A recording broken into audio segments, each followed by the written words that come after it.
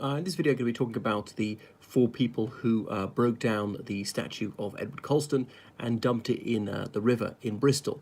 So this happened in June 2020. So the four people who did that, they were charged with criminal damage, they stood trial, and they were found not guilty. So there they are, free. So not a day in jail, not having to pay a penny in fines. Edward Colston, he was around, I think, in the 18th century. He was a very wealthy merchant, but he made most of his money from selling people. So people were kidnapped from Africa and taken in horrific conditions across the Atlantic. They're forced to toil under the lash, under the broiling sun. Many of them were killed on the way, on the voyage. And all sorts of unspeakable tortures were inflicted on them. Many of them were raped and so forth. So you can see why he's a highly contentious figure. And yes, he did give some of his filthy lucre to benevolent causes. But as they said at the trial, I mean, Edward Colston is not on trial. He's actually not relevant. You like him, you hate him, it doesn't matter. Public property is not to be damaged and thrown in the river. They could very easily have killed someone when that statue fell over. Thankfully, nobody was injured. But it sets a very dangerous precedent because now people go around tearing down statues wherever and thinking they can get clean away with it. But just because these people were acquitted doesn't prove that nobody will be acquitted. It might have been a bad jury or three bad jurors would be enough to have the person found not guilty. So I vehemently disagree with the decision, not that I'm holding any brief for enslaving people or anything like that. And then the defense barrister said these people should never should have been charged. Well, they indubitably committed criminal damage. No question about that.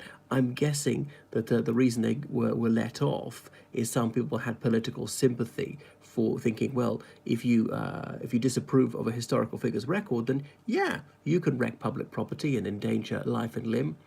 Predictably, Professor David Olusoga has spoken up for them. There is a case for removing that statue. Fine, go through Bristol City Council, have a debate, vote, and they can remove it. All right. I would actually be against removing it for various reasons. Not that I think he was a good person. I recognise a very wicked person. His house is open to the public in Bristol, but I don't think this accomplishes anything. Does that undo slavery or something like that? I don't think that makes any assistment by destroying public art. Retain and explain. Anyway. So it's a bit worrying because then some people detest Nelson Mandela or Gandhi and their statues could be taken down by force, not going through the proper channels, not observing any legal process. All sorts of kings, queens, prime ministers, generals, governors general, and so on have done highly contentious things which people now recognise were immoral. But I don't think anything is to be gained. I don't think any justice is achieved by these acts of vandalism. So no more iconoclasm. It's a part of the BLM thing, Black Lives Matter. Not all BLMers would agree with this, or indeed Winston Churchill, quite a contentious figure even in his lifetime. Now, Professor Kende Andrews, not someone I agree with either, he correctly observed that Churchill wasn't even that popular in his lifetime. Churchill led the Conservative Unionist Party into 3 elections, and they thrice lost the popular vote under him.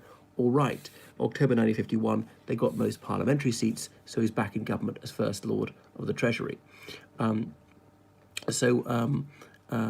Anyway, Professor Olusoga gave evidence at this trial. Well, that's not pertinent. It's neither here nor there. Even the most evil person on earth. You can't tear down these statues unlawfully and get away with it. But sadly, the jury have let this person off.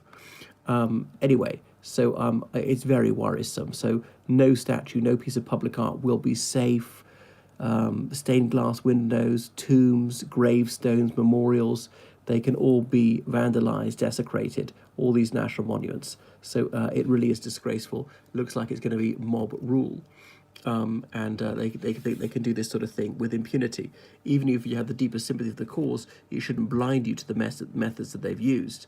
Where will it end, I wonder? So because this is a trial in a Crown Court, they were indicted. They stood trial before 12 people who were on the electoral register for that area, and they will have heard the evidence and gone into the jury room when they retired and voted guilty or indeed not guilty. So if you get one not guilty verdict, one not guilty vote, and 11 guilty, then the verdict is guilty. What if it's 2 say not guilty and 10 say guilty, then they're still guilty. But if 3 of the 12 vote not guilty, the overall verdict is not guilty. I think I'm correct in saying in the United States it has to be a unanimous decision to convict. Even one not guilty vote means it's not guilty. Not a good start, leftists, the far left will, okay? And Nelson Mandela wasn't liked by all black South Africans, particularly Zulus. So nobody's perfect. He was a member of the Communist Party. He was at the time when Stalin, this genocidal maniac, was wreaking havoc in the Soviet Union, was viciously oppressive, and so on. So he was a flawed figure as well, Nelson Mandela. Gandhi, he was racist too. He was anti-black. He said that black people should be discriminated against, and Indians and whites should be have level pegging. Anyway, so what's going to happen next? And these people, they can't be put on trial again. If you're acquitted, that's it. They're free to go. Now, Suella Braverman has talked about referring the case to the Court of Appeal. Not that they can then subsequently convict these people. The prosecution's got one shot at it. I'm not sure what points of law it can clarify. Seems that they breached Section 5 of the Public Order Act. Anyway, some people say, well, was the statue an indecent display under the Indecent Displays Act, and so on. The Human Rights Act, Articles 9, 10, and 11 of 1998, these were thought to be pertinent to the case.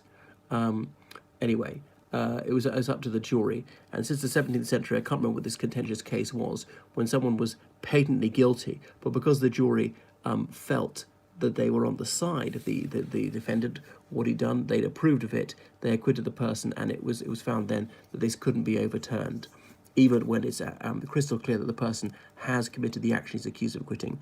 The new announcers destroy Nelson Mandela's statue can be let off free. I doubt it. Exactly. And I don't want anyone's statues to be damaged or vandalized, to be graffitiized, particularly not Nelson Mandela. I would never write a graffito on him, even though I disapprove of what somebody did. Yes, end to apartheid, fantastic. But actually a fairly cataclysmic president in terms of South Africa having about the highest murder rate in the world.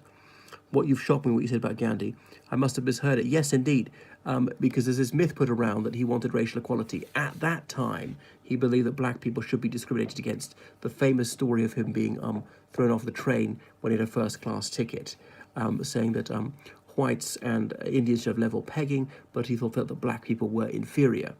The racist view that was sort of widespread at the time. Now, I don't know if he changed his tune on that subsequently, but he's a deeply problematic figure. He's not this unproblematic moral icon that he's held up to be, and he may well have molested his nieces, insisting they bathe him naked and share his bed and all sorts of things. He was against modern medicine, saying it was effeminate, and against the spirituous liquor. I think even alcohol being rubbed onto the skin, or prescribing alcohol, or even needles were violent. So he was an absolute crank. Anyway, that's enough for me. I got a ring off now. So I'm glad to say that Edward Colston's statue has been re-erected. I mean, it might be better to put it into a museum, but we mustn't let crime pay. We mustn't let people destroy public art and get away with it, even if it's of a thoroughly wicked person. All right, toodaloo.